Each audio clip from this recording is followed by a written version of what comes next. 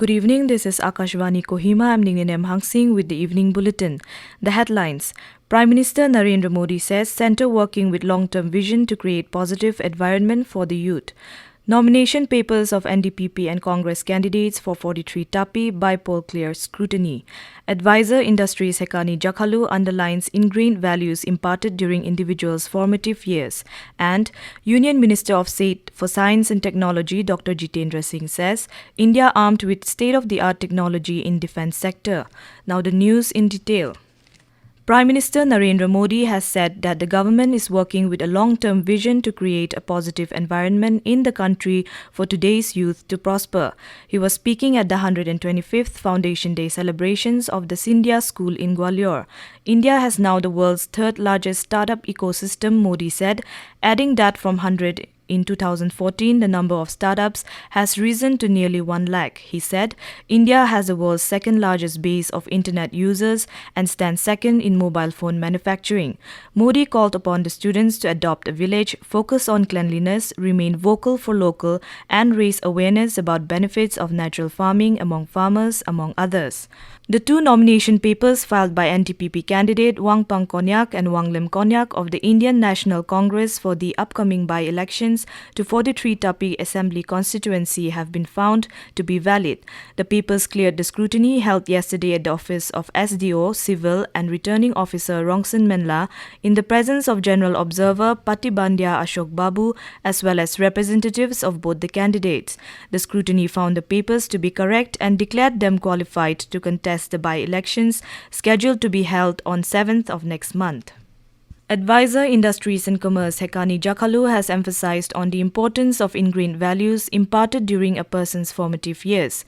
Beyond academic excellence, they shape the character and purpose of an individual, she said, while gracing the 25th anniversary celebrations of St. Joseph Higher Secondary School, Kohima yesterday. She said, these values deeply sown during one's educational journey become the cornerstone of personal and societal contributions in later life.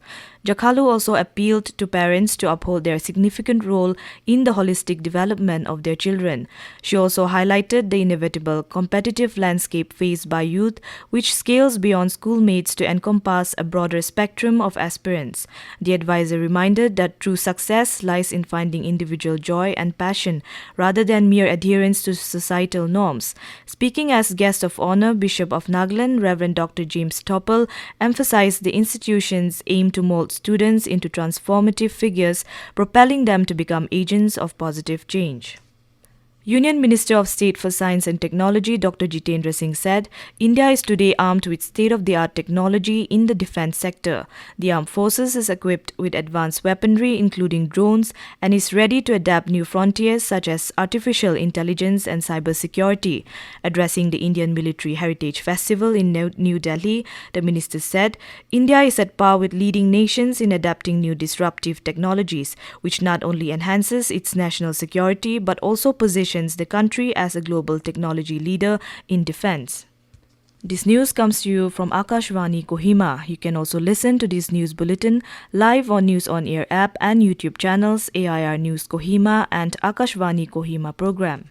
The launching meet on the Health Awareness Program on Non-Communicable Diseases (NCD) was held on Friday. During the meet at Dimapur, State Program Officer, National Program for NCD, Dr. Alamwabang Iyer said that NCD are chronic in nature and non-contagious. However, they are the leading cause of all deaths worldwide, he said, referring to data from WHO in 2019, which noted that death due to NCD in the world accounted for 71% of all deaths. In India, around 63% of deaths are due to such diseases, Dr. Iyer said.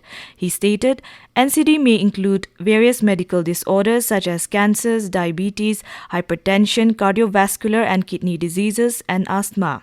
They cause significant morbidity and mortality both in urban and rural population and across all socio-economic strata, and are also responsible for the maximum out-of-pocket expenditure on health. The Health Awareness Program on NCD is being partnered by the Department of Health and Family Welfare, State Rural Livelihood Mission and Christian Institute of Health Science Research. The program will be initially implemented in Medzifema block under Chumukedima district. A workshop on spring shed management and a review meeting on the implementation of Prime Minister Krishi Sinchai Yojana Watershed Development Component WDC PMKSY 2.0 in the northeastern states was held during October 18 and 19 in Kohima. Officials of the Rural Development Ministry as well as senior staff from the Watershed Management Division attended the meeting. Meanwhile, 14 states from across the country and renowned agencies working in spring shed management participated in the workshop. The delegates also visited spring shed management pilot project site at Tizama and made field demonstrations. It may be mentioned that Nagaland is the first state in India to implement spring shed development works under PMKSY WDC 1.0 project. In view of assembly elections in Chhattisgarh, Madhya Pradesh, Mizoram, Rajasthan and Telangana, Election Commission of India ECI has directed to provide proper transport facilities for 80-plus senior citizens and persons with disabilities PWD electors. In these 5 state assembly elections, out of total electors, around 1.5% are over 80 years of age, while PWD electors are over 1%. The Commission has directed that such senior citizens and PWD electors will be assisted by volunteers appointed by district election officers. The ECI has also directed to give priority to PWD and senior citizens for entering polling booths. All polling stations will be set up with ramps and proper gradient to provide them convenience. India has sent humanitarian aid to the strife-torn Palestinians in the Gaza Strip. In a social media post, External Affairs Ministry spokesperson Arindam Bagchi said that an Indian Air Force C-17 flight carrying nearly 6.5 tons of medical aid and 32 tons of disaster relief material for the people of Palestine has departed for El Arish Airport in Egypt. The material includes essential life-saving medicines, surgical items, tents, sleeping bags, tarpaulins, sanitary utilities, and water purification tablets, among other necessary items. The items will be sent to Palestine via the Rafah border crossing between Egypt and Gaza. Chief Minister Nipi Rio has extended his greetings on the occasion of Durga Puja. Rio wished that the festival of good over evil may bring blessings of peace, good health, and fill the hearts of every person with positivity and happiness. India Meteorological Department has predicted that moderate rain is very likely to occur at most places over Nagaland, Manipur, Mizoram and Tripura during the next 5 days. The regional center of the department also said light to moderate rain is very likely to occur at a few places over Assam and Meghalaya, while light rain is very likely to occur at isolated places over Arunachal Pradesh. And now to end the news, the headlines once again. Prime Minister Narendra Modi says centre working with long-term vision to create positive environment for youth. Nomination papers of NDPP and Congress candidates for 43 Tapi by poll clear scrutiny.